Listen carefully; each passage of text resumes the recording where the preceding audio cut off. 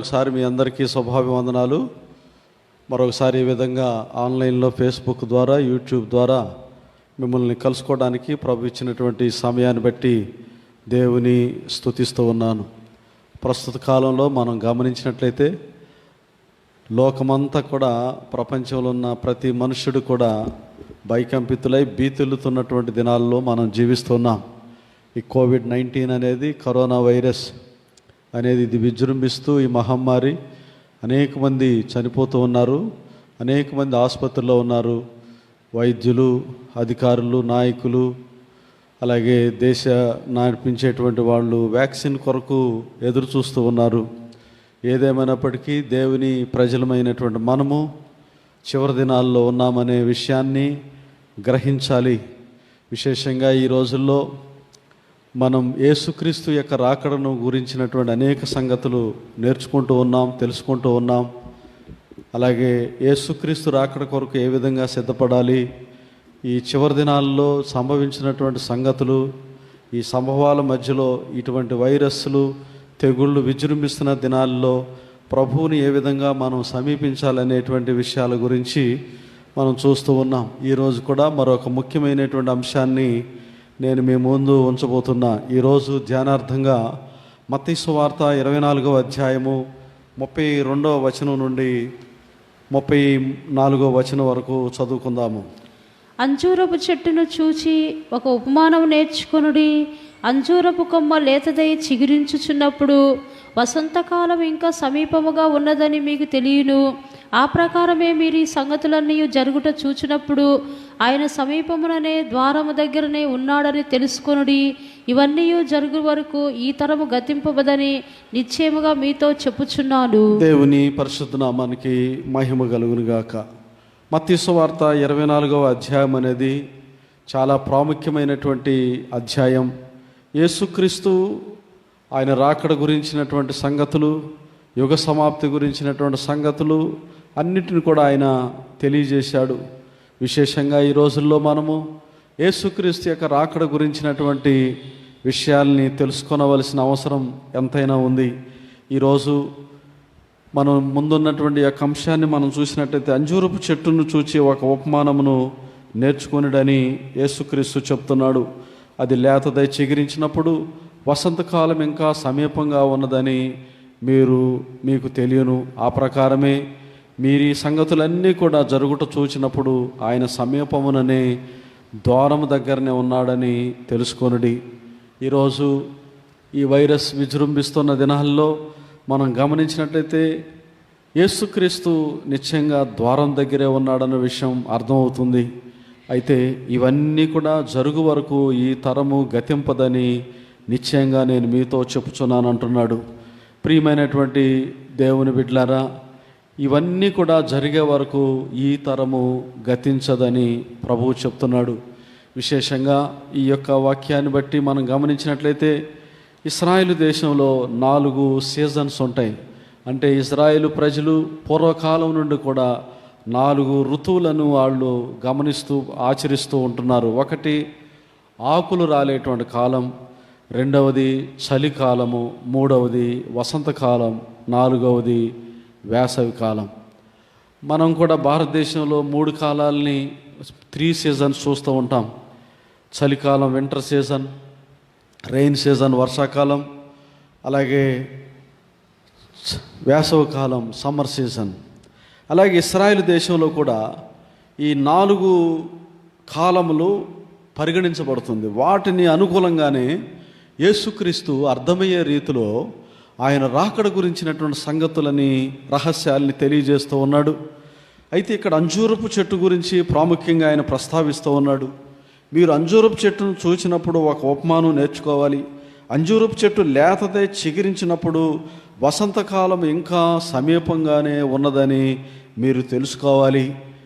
ప్రియ దేవుని బిడ్డలారా, ఈ యొక్క వాక్యం చెప్పినటువంటి ఉద్దేశం ఏంటంటే, ఇజ్రాయెల్ దేశం అనేది శత్రువుల చేతిలో పట్టబడుతుంది, కూలగొట్టబడుతుంది.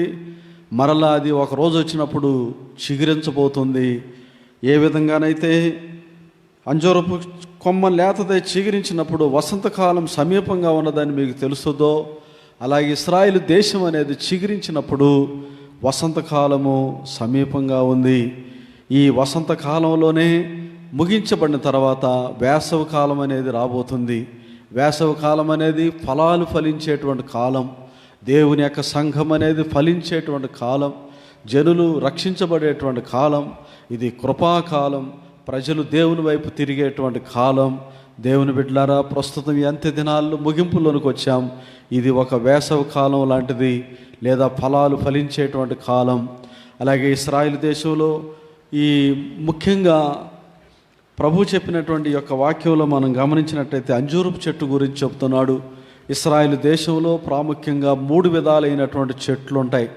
వీటిని నేషనల్ ట్రీస్ అంటారు. ఇజ్రాయెల్ దేశంలో 3 విధాలైనటువంటి నేషనల్ ట్రీస్ ఉంటాయి. మన దేశంలో కూడా కొన్ని నేషనల్ ట్రీస్ ఉంటాయి. వేప చెట్టు అనేది భారతదేశానికి అది జాతీయ వృక్షంగా పరిగణించబడుతుంది. అలాగే ఇశ్రాయేల్ దేశంలో కూడా ఈ అంజూరపు చెట్టు అనేది ఒక జాతీయ వృక్షం. ఇది వారి యొక్క ప్రభుత్వ విధానాన్ని తెలియజేస్తూ ఉంది. ప్రభుత్వ విధానం, కూలిపోయినటువంటి రాజ్యం అనేది మరలా తిరిగి కట్టబడుతుందని యేసుక్రీస్తు ముందుగానే చెప్పాడు. అదే వసంతకాలము. ఆల్రెడీ ఇశ్రాయేల్ దేశానికి 1948వ సంవత్సరంలో స్వాతంత్రం వచ్చింది.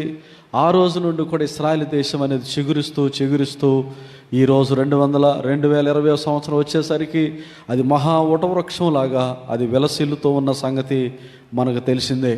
రెండవదిగా ఇశ్రాయేల్ దేశంలో ఒలివ చెట్టు అనేది కూడా అది ఒక ప్రాముఖ్యమైనటువంటి చెట్టు. ఈ ఒలివ చెట్టు అనేది ఇశ్రాయేలీయుల యొక్క ఆత్మీయ స్థితిగతులను తెలియజేసేటువంటి వృక్షంగా పరిగణించబడుతుంది. 52వ కీర్తన మనం చూసినట్టయితే 8వ వచనంలో, 52వ కీర్తన 8వ వచనంలో చూసినట్టయితే దావీదు భక్తుడు అంటున్నాడు, నేనైతే యెహోవా మందిరంలో పచ్చని ఒలివ వృక్షం వలె ఉన్నాను అంటున్నాడు. కాబట్టి ఒలివ వృక్షం అనేది ఇశ్రాయేలు జనులకి, ఆ దేశానికి ఒక ఆత్మీయ స్థితిగతిని సూచిస్తూ ఉంది, ఆత్మీయ జీవితాన్ని. అలాగే ఇశ్రాయేలు దేశంలో మరొక ప్రధానమైనటువంటి వృక్షం ఉంది, అది ద్రాక్ష చెట్టు. ద్రాక్ష చెట్టు అనేది ఇశ్రాయేలీయుల యొక్క కుటుంబ వ్యవస్థ, కుటుంబ జీవితాన్ని తెలియజేస్తూ ఉంది. 128వ కీర్తన మనం చదివి చూసినట్టయితే అక్కడ రాయబడింది. 128వ కీర్తనలో మనం చదువుతున్నప్పుడు యెహోవాయందు భయభక్తులు గలవాడు గురించి రాయబడింది. నీ లోగిట నీ భార్య ఫలించు ద్రాక్షావల్లి వలె ఉండునని ఇక్కడ దావీదు భక్తుడు చెప్తున్నట్టుగా మనం చూస్తూ ఉన్నాం. ప్రియమైనటువంటి దేవుని బిడ్డలారా, యేసుక్రీస్తు చెప్పినటువంటి సందర్భం కూడా అటువంటిది. అంజూరపు చెట్టును గురించి వారికి అర్థమయ్యే రీతిలో ఆయన బోధిస్తున్నాడు. ఇది యూదుల యొక్క అక్షరార్థమైనటువంటి ఒక స్థితి. అయితే ఈరోజు మనము జ్ఞానించవలసినటువంటి అంశం ఏంటంటే, ఈ 34వ వచనంలో, మత్తయి సువార్త 24వ అధ్యాయం 34వ వచనం, ఇవన్నీ జరుగు వరకు ఈ తరము గతింపదని నిశ్చయంగా మీతో చెప్పుచున్నాను. ఈ తరము గతింపదు. ప్రియమైనటువంటి దేవుని బిడ్డలారా, ఈ తరము అనగా యేసుక్రీస్తు జీవించినటువంటి దినాల్లో ఒక గుంపు తరం అనేది ఉంది. అది యేసుక్రీస్తు యొక్క బోధలని, యేసుక్రీస్తు యొక్క మార్గాన్ని దూషించి, యేసుక్రీస్తుని శిక్షించి సిలువ వేసినటువంటి ఒక మూర్ఖమైనటువంటి తరం. యేసుప్రభు చెప్తున్నాడు, ఇవన్నీ జరుగు వరకు, ఏవన్నీ జరుగు వరకు, వసంతకాలము వచ్చు వరకు, ఇశ్రాయేలు దేశం చిగురించే వరకు, యేసుక్రీస్తు మహిమలో ప్రత్యక్షమయ్యే వరకు, రహస్యరాకల్లో సంఘం ఎత్తబడే వరకు కూడా ఈ తరము గతింపదు. ఈ తరం అంటే ఏ తరం? చాలామంది ఈరోజు ఇటువంటి వాక్యాన్ని వక్ర మార్గంలో బోధిస్తూ ఉన్నారు. అంటే 1వ శతాబ్దంలోనే, అపోస్తల కాలంలోనే యేసుక్రీస్తు రాకడైపోయింది. ఎందుకంటే యేసు ప్రభు ఈ తరం గతించదని చెప్పాడు కాబట్టి అక్కడ నిలుచున్న వారిలో చాలామంది బ్రతికున్నప్పుడే ఈ యేసు ప్రభు వచ్చేసి వెళ్ళిపోయాడు. కాబట్టి ఇక మీదట రాకడనేది ఉండదని అటువంటి బోధలు కూడా ఈరోజు ప్రారంభం అవుతున్నాయి. దేవుని బిడ్డలారా, మత్తయి సువార్త 23వ అధ్యాయము మనం గమనించినప్పుడు ఈ యొక్క వాక్యంలో మనం చూసినట్టయితే 24వ అధ్యాయంలో చూస్తున్నటువంటి ఈ తరం అనేది అది ఒక మూర్ఖ తరము. మత్తయి సువార్త 23వ అధ్యాయము 33వ వచనంలో ప్రభువు చెప్తున్నాడు, సర్పములారా సర్ప సంతానమా నరక శిక్షను మీరు ఎలాగూ తప్పించుకొందురు. ప్రభు చెప్తున్నాడు, సర్పములారా అని సంభావిస్తున్నాడు, సర్ప సంతానం అంటున్నాడు, నరక శిక్షను మీరు ఎలాగూ తప్పించుకొందురు. వీరు ఎవరు? వీరే దేవుని బిడ్డలకి వ్యతిరేకంగా లేచినటువంటి వారు. వీరి గురించే రాయబడింది పైన వాక్యాలు మనం గమనించినట్లయితే, అందుచేత నేను మీ వద్దకు ప్రవక్తలను, జ్ఞానులను, శాస్త్రులను పంపుచున్నాను. మీరు వారిలో కొందరిని చంపి చిలువేదురు, కొందరిని సమాజ మందిరంలో కొరడాలతో కొట్టి పట్టణం నుండి పట్టణమునకు తరుముదురు అని ఆయన చెప్తూ ఉన్నాడు. అలాగే నీతిమంతుడైన హేబేలు రక్తం మొదలుకొని బలిపీఠమునకును దేవాలయమునకును మధ్య మీరు చంపిన బకరియా కుమారుడకు జకర్యా రక్తం వరకు భూమి మీద చిందింపబడిన నీతిమంతుల రక్తమంతయు మీ మీదికి వచ్చును. ఇవన్నీ ఈ తరం మీదికి వచ్చునని మీతో నిశ్చయంగా చెప్పుచున్నాను. ఈ తరం అనగా శిక్షించబడే తరం, ఈ తరం అనగా దేవుని యొక్క వాక్యాన్ని లోబడనటువంటి తరం. ఈరోజు కూడా మనం చూస్తూ ఉన్నాం. ప్రభు అనేక మార్గాల్లో తన సేవకుల ద్వారా, తన ఉపదేశముల ద్వారా ఆయన సంబోధిస్తూ అనేక మందిని హెచ్చరిస్తున్నప్పటికీ ఈరోజు చాలామంది మారట్లేదు. ఇంకను అదే దోవలో, అదే మార్గంలో వెళుతూ ఉన్నారు. బాప్తిస్మ యోహాను చెప్తున్నాడు 3వ అధ్యాయం మత్తయి సువార్త 7వ వచనంలో మనం చూసినట్టయితే, సర్ప సంతానమా, రాబో ఉగ్రత నుండి తప్పించుకోవడానికి మీకు బుద్ధి చెప్పిన వాడెవడని సద్దుసైలు పరిసైల్లో అనేక మంది ఆయన దగ్గరికి వస్తున్నారు. బాప్తిసం పొందడానికి వచ్చినప్పుడు వారిని సర్ప సంతానం అని బోధిస్తూ ఉన్నాడు. ఏదైనా తోటలో ఆదామ వలని మోసగించినటువంటి సర్పము ఈరోజు ఆ స్వభావం అనేది లోకమంతట కూడా అది ప్రవేశించింది. వీరే దేవుని మాటను విననటువంటి వారు, దేవుని యొక్క వాక్యాన్ని వక్రీకరించి బోధించేటువంటి అవిధేయులు, ఉపదేశమును ఎరుగని వారు, సాతాను సంబంధులు, సాతాను బోధకులు, క్రూర స్వభావం కలిగినటువంటి వాళ్ళు వీరే. యోహాను సువార్త 8వ అధ్యాయము 44వ వచనంలో కూడా ప్రభు చెప్తున్నాడు. యోహాను సువార్త 8వ అధ్యాయము 44వ వచనంలో కూడా ప్రభు వీరిని గురించి చెప్తున్నాడు. మీరు మీ తండ్రి యొక్క అపవాది సంబంధులు, మీరు మీ తండ్రి యొక్క అపవాది సంబంధులు, మీ తండ్రి దురాశలు నెరవేర్చగోరుచున్నారు, మీ తండ్రి దురాశలు నెరవేర్చగోరుచున్నారు. వాడు నరహంతకుడై ఉండి, మీరు మీ తండ్రి యొక్క సాతాను యొక్క సంబంధులు అంటున్నాడు. ప్రియ దేవుని బిడ్డారా, మీరు అపవాది సంబంధులు అని సంబోధిస్తూ ఉన్నాడు. ఈ రోజు వరకు కూడా ఆ తరం అనేది నిలిచి ఉంది. అంతేగాని ఆ తరం అనేది ఆ రోజే ముగించబడింది, యేసుక్రీస్తు వచ్చేసాడని చెప్పడం తప్పు. దేవుని బిడ్డలారా గమనించాలి. ఈ తరం అనగా ఆ రోజు నుండి కూడా ఆ తరం అనేది భూమి మీద కనబడుతూనే ఉంది. ఆదాము అవ్వలకు పుట్టినటువంటి హేబేలు కయ్యను లెక్క పరిస్థితులు మనం గమనించినట్టయితే, ఆదాము అవ్వల్లో నుండి 2 తరముల వారు బయటకు వచ్చారు, 2 గుంపుల వారు. ఒక గుంపు కయ్యను తరము, రెండవ గుంపు నీతిమంతుడైనటువంటి హేబేలు తరం. ఒక తరము నరహంతకులు, అబద్ధమాడువారు, ద్వేషం, కోపం, పగ, అసూయ అన్ని స్వభావాలు ఉన్నటువంటి కయ్యేను తరం. మరొక తరము దేవుణ్ణి ప్రేమించి దేవునికి అనుకూలంగా నడిచినటువంటి నీతిమంతుని యొక్క తరం, హేబేలు యొక్క తరం. ఆదికాండం 6వ అధ్యాయం 3వ వచనంలో కూడా ప్రభు అంటున్నాడు, నరుల చెడుతనం భూమి మీద గొప్పదా అని అంటున్నాడు. ఆ రోజుల్లో నోవహు నీతిమంతుడు ఉన్నాడు, నీతిమంతుని యొక్క తరం. ఈ నోవహు తరాన్ని, నీతిమంతుడైనటువంటి నోవహును ఆయన విమోచించడం కోసం, ఆయన రక్షించడం కోసం ఓడ ద్వారా అతన్ని వేరు చేసి దుష్టతరాన్ని, మూర్ఖతరాన్ని ఆయన ఏ విధంగా శిక్షించాడో మనం ఆదికాండము 7-8 అధ్యాయాల్లో మనం చూడవచ్చు. దీని గురించే ప్రభు మాట్లాడుతున్నాడు. ప్రభు వచ్చు వరకు ఈ తరం ఉంటారు. నీతిమంతుల తరం, దుష్టుల తరం ఏమి రోజు భూమి మీద కనబడుతుంది. అందుకనే యేసు ప్రభు చెప్పినటువంటి మాటలు మనం గమనించినట్టయితే మత్తయి సువార్త 23వ అధ్యాయంలో ప్రభు చెప్తూ ఉన్నాడు. ఇదిగో 35వ వచనం, నీతిమంతుడైన హేబేలు రక్తం మొదలుకొని బలిపీఠమునకు దేవాలయమునకును మధ్య మీరు చంపిన బకరియా కుమారుడగు జకర్యా రక్తం వరకు భూమి మీద చింతింపబడిన నీతిమంతుల రక్తమంతా మీ మీదికి వచ్చును. 2వ దినవృత్తాంతాలు 24వ అధ్యాయంలో మనం గమనించినట్టయితే దేవుని ఆత్మ జకర్యా మీదకి వచ్చినట్టుగా చూస్తున్నాం.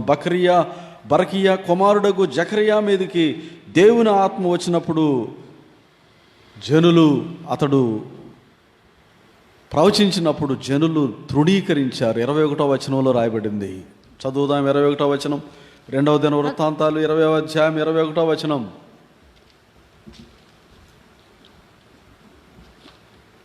మరియు అతడు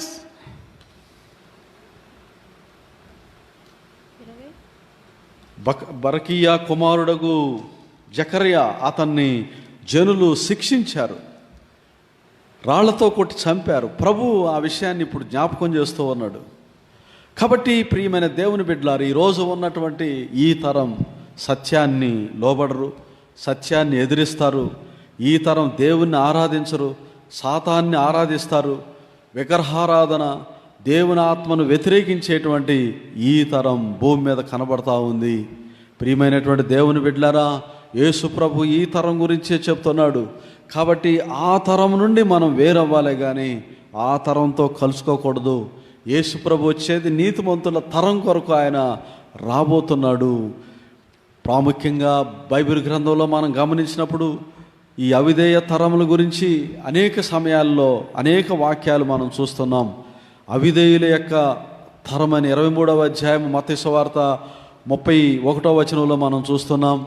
అలాగే విగ్రహారాధన చేసేటువంటి తరం, అలాగే మూడవదిగా పరిశుద్ధాత్మను ఎదిరించేటువంటి తరం. అపోస్తల కార్యాలు 7వ అధ్యాయము 31వ వచనంలో స్టెఫను చెప్తున్నాడు, మీరు ఎంతకాలము పరిశుద్ధాత్మను ఎదిరిస్తారు.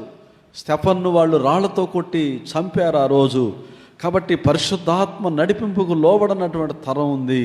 అలాగే నరహంతకులైనటువంటి తరం ఉంది. సహోదరుని ద్వేషించువాడు నరహంతకుడని అపోస్తలుడైన యోహాను చెప్తూ ఉన్నాడు. కాబట్టి ఈ రోజుల్లో ఇటువంటి స్వభావాలు అనేవి దేవుని ప్రజల మధ్యలో అలాగే లోకంలో ఎక్కువైపోయినాయి. నరహత్యకు వాళ్ళు లోబడతారు, నరహంతకులుగా ఉంటారు, సహోదరుల్ని ద్వేషిస్తారు. కోపం, పగ, అసూయ, ద్వేషం ఇవన్నీ కూడా ఈరోజు అనేక మంది ప్రజల్లో కనబడతా ఉన్నాయి. ఈరోజు ఈ వైరస్ కోసం జనులు విలవిలలాడుతున్నారు. కానీ దానికంటే ముందే సాతానుడు ఇటువంటి దుష్ట స్వభావాలు అనేటువంటి వైరస్ని జనుల్లోనికి పంపించాడు దేవుని బిడ్డలారా. అలాగే వ్యభిచారులైనటువంటి తరమని మార్కు సువార్త 8వ అధ్యాయము 38వ వచనంలో రాయబడింది. వ్యభిచారులైనటువంటి తరం. అలాగే సామెతల గ్రంథము 30వ అధ్యాయంలో మనం గమనించినట్టయితే తల్లిదండ్రులకు అవిధేయులైన వారి యొక్క తరము కలదు. 11వ వచనం చదువుదాం.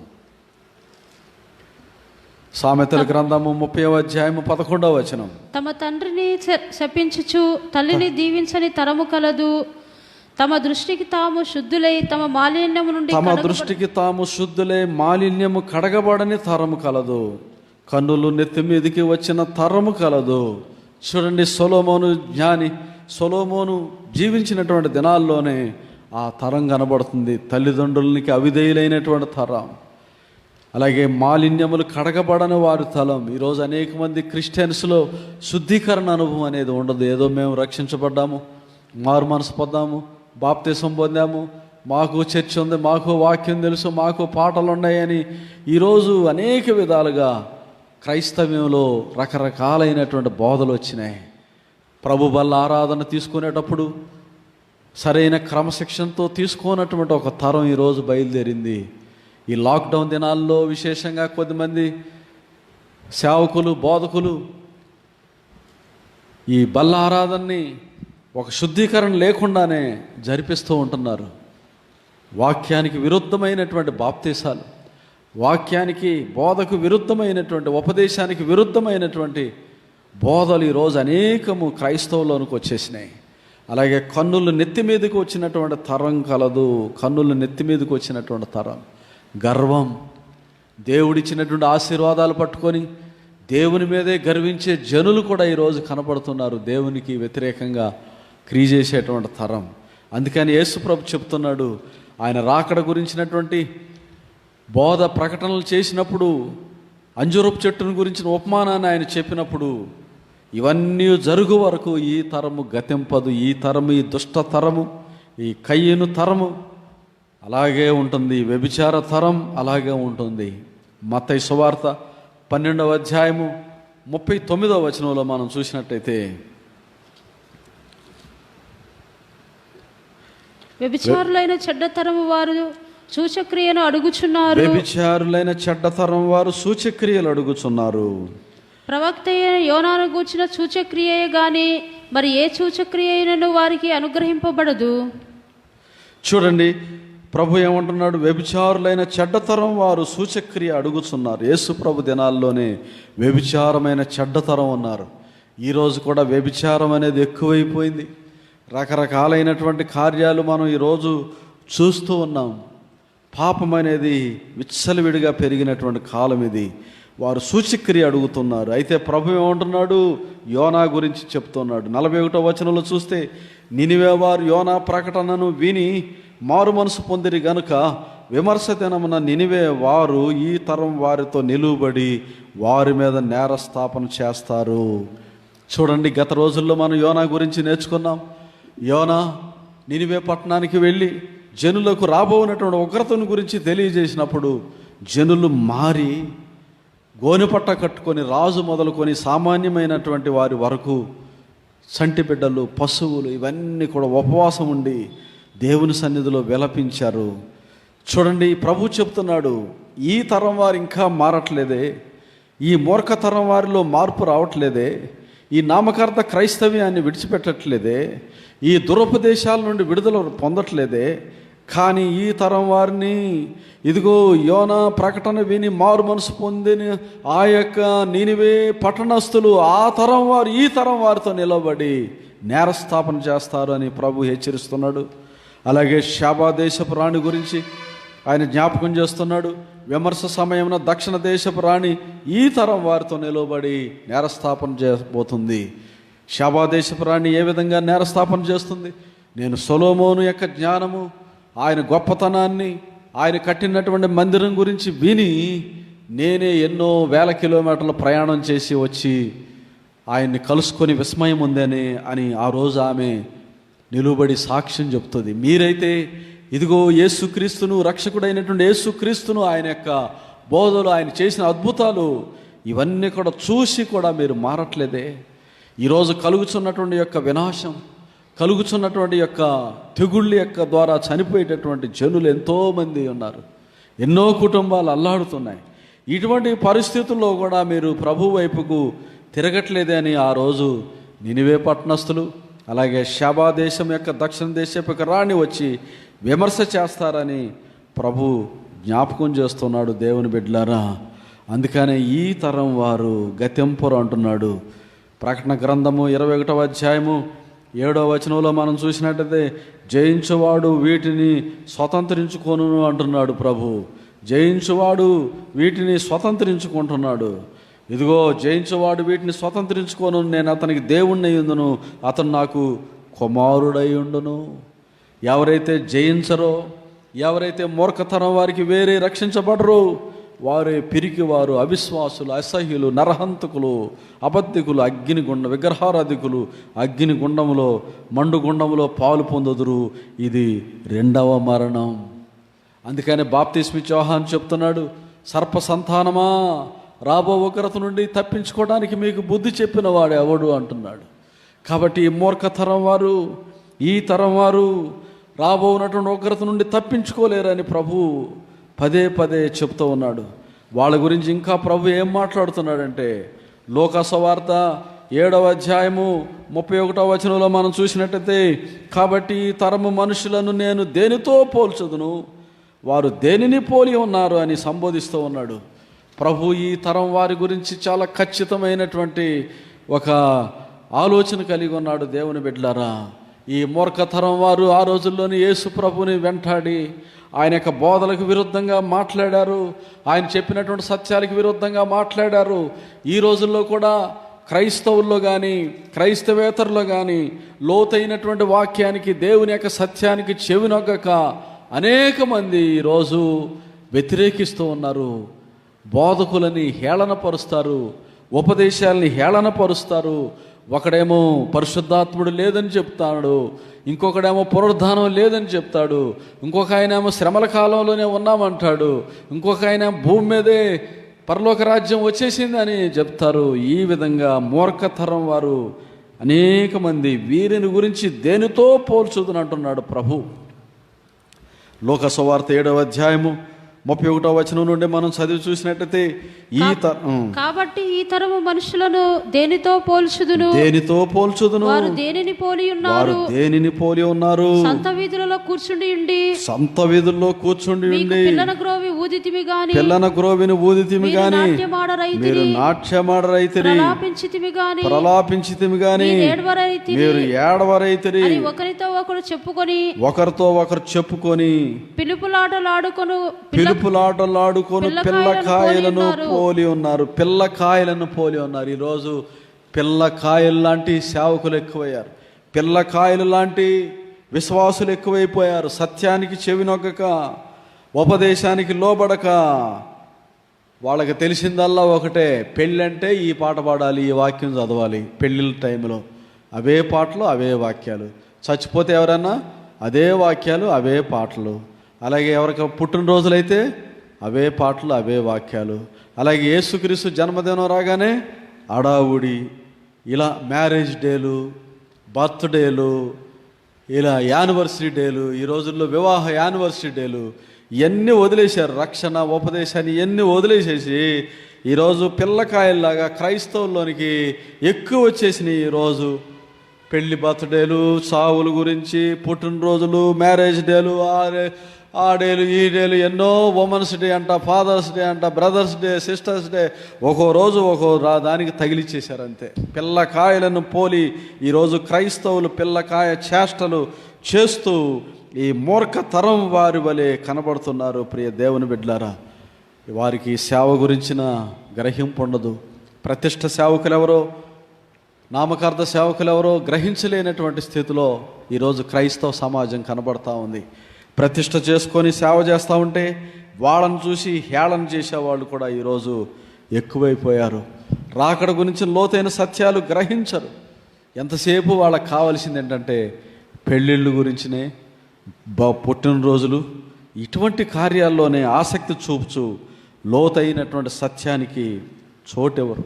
యథార్థమైనటువంటి సేవకుల్ని, యథార్థమైన పరిచర్యల్ని వారు గుర్తెరగరు. దేవుని బిడ్డలారా, అందుకనే పేతురు చెప్తున్నాడు, అపోస్తల కార్యాలు 2వ అధ్యాయం 42వ వచనంలో చూస్తే, మూర్ఖులకి ఈ తరం వారికి మీరు వేరే రక్షణ పొందండి అని బోధిస్తా ఉన్నాడు. ఏ రోజైతే పరిశుద్ధాత్ముడు భూమి మీదకి దిగి వచ్చాడో ఆ రోజు పేతురు వారి మధ్యలో నిలువబడి ప్రసంగించినటువంటి బోధ ఏంటంటే, వీరు అపోస్తల బోధ యందును, సహవాసమందు, రొట్టె విరుచుట యందు, ప్రార్థన చేయటం యందు ఎడతెగక ఉండిరి. అలాగే 40వ వచనంలో చూస్తే, ఇంకా అనేక విధములైన మాటలతో సాక్ష్యం ఇచ్చి, మీరు ఈ మూర్ఖులకి ఈ తరం వారికి వేరే రక్షణ పొందండి. ఏ మూర్ఖ తరం గురించి, ఏ వంకర తరం గురించి యేసుక్రీస్తు ఆ రోజు హెచ్చరించాడో అదే తరం గురించి అపోస్తలుడైన పేతురు కూడా హెచ్చరించాడు. ఈరోజు కూడా దేవుని సేవకులుగా నిలవబడి మేము కూడా మిమ్మల్ని హెచ్చరిస్తున్నాం. మూర్ఖులకు తరం వారికి వేరే రక్షించబడేటువంటి సమయం ఇది. దేవుని ప్రజలారా, అటువంటి మూర్ఖమైనటువంటి తరం మధ్యలో నుండి బయటకు రండి. అటువంటి కయ్యూని యొక్క ఆత్మను కలిగిన వారి నుండి బయటకు రండి.